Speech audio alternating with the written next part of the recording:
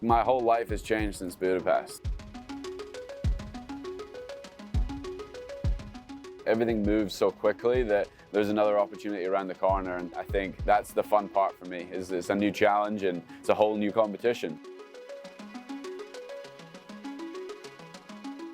I need to be better. The Olympic final is going to be faster than the world final was this year. The rounds are going to be faster. It's going to be a harder team to make, and I'm just excited to be up for that challenge.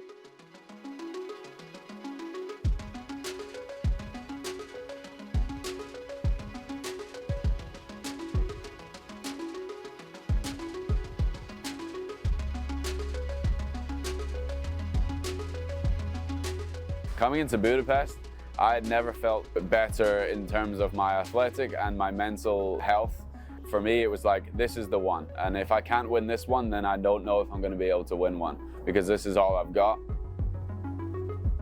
My confidence internally had to be the driving factor of where I was at, not externally. So I knew internally that I had all the tools in that competition, that I was good enough to win.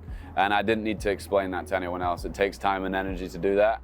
And I knew how many sacrifices I had to make to be in the shape that I needed to be in, and I felt like I did that. When I was able to cross that finish line and legitimately just run 25 meters and just be screaming at like everyone that was involved, is just a feeling like no other. You know, having Brooks in the stadium, having the people that created my spikes in the stadium, having family, my fiance, my parents in the stadium, like that was my favorite moment. And that's what took like so long for me to kind of come down after. Was like I was so focused on making sure that everyone who was involved felt like they had had a little bit of glory alongside me. I've always been motivated to run well at the Olympics, but I know what it feels like to, if the plan goes the way it's supposed to, and if, the dream of winning the Olympic gold comes to reality, I know what that's going to feel like.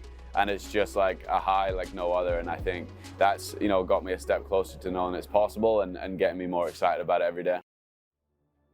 I think at every stage of my athletic career, I've kind of arrived at a level of competition. I've familiarized myself with that level, and then I've started to dominate that level. And that went from Edinburgh AC, Scotland, UK, Europe, US, now the world. And I know what it's like to have a target on your back. It's much more difficult. It's hard to defend. I won 3 NCAA titles. They were difficult to defend, but I know how to do it. I know the external pressures that come along with it, but the sport moves so quickly. Like, the external pressures really mean nothing to me. I just need to worry about the internal pressures that I have, and I want to do myself justice from all the hard work that I've put in. And I feel like I've earned the right to have this conversation of talking about being, going after the gold medal at Paris. I've got to be realistic and know that I'm not the current Olympic champion. I'm the current world champion, but Ingebrigtsen's the Olympic champion, and it's his title, and it's his title to lose. I just need to have the belief and hopefully the training behind me that I allow that dreaming to come to reality.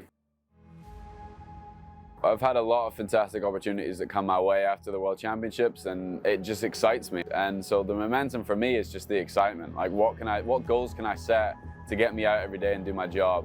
And I feel like I did that well. I took, I think 10 days off of running, and I was ready to get back into it because we got work to do, man. I've had to bring in people to help with scheduling and operations and just documenting things in my life, and PR and chefs. And so my whole life has become a lot busier, but I really enjoy it because it revolves around the run, and I'm able to get that training in, and then everything else falls in place. It's a long-term plan. Like, I've been with Brooks Beast for 5.5 years, and it's taken me this long to be a world champion. And that's what I would like to think is going to continue. Like, this is a trend now, not an outlier. And I think I'm just excited to be that first person for Brooks, but also know that it's going to hopefully continue with a really long, awesome line of athletes that are really pushing the potential.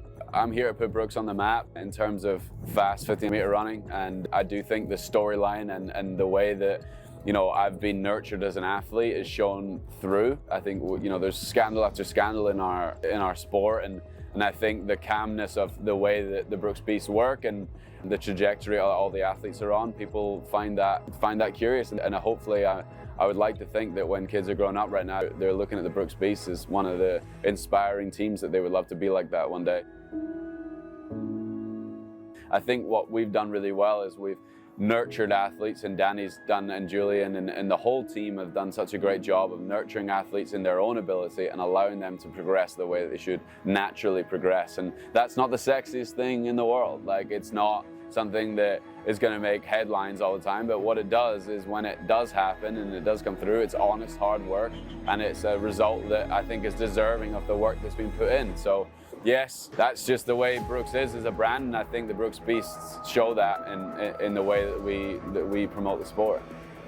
Over the past 5.5, 6 years of being a professional, all you do is you're either winning or you're learning. And so this year we were able to win, but we still learned quite a lot. So now we have that blueprint of what it takes for me to become a world champion and what it really allows me to do. You know, I always see myself as the favorite. I see myself as a favorite since 2019, and I will continue to do that.